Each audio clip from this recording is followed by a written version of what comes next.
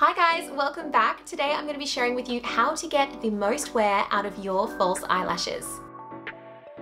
Did you know that if you look after your false eyelashes correctly, you can get over 40 wears out of them? We are all guilty of not making the most of our false eyelashes. You get home from a night out, you pull them off and you pop them somewhere in your bathroom, then they get lost in the mess and you never see them again. Or you just didn't realize that you can use them multiple times and you put them straight in the bin. I am here to fix that.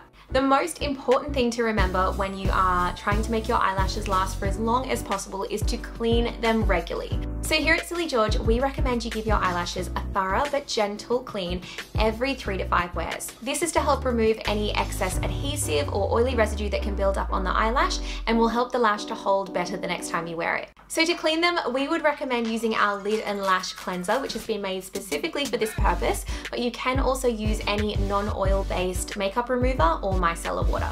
And I'm going to show you now how to do it. So first of all, you want to take off your eyelashes and you want to do this gently. I recommend taking your fingers and pulling from the inner corner and just gently pulling across to the outside of the face. This should be completely easy and pain-free. Then you want to take the lash and have a look for any residual clumps of adhesive, so if there's any Line-Up-On Pro left on the lash itself. Then you take your fingers or a pair of tweezers and gently pull off all of those residual clumps until your lash looks completely clean. After you've pulled off any residual clumps of Line-Up-On, you're going to lay your lash flat and then take some of the lid and lash cleanser or your makeup remover and spray just a few pumps of cleanser onto the lash. Now we're taking our lash cleaning brush and we're going to use it to gently scrub the lash clean. It is also important to note that you need to be very careful when cleansing the lash. I would recommend using downward strokes to gently scrub the lash. If you scrub too hard, it can disfigure and damage the lash, so it's really important to be careful.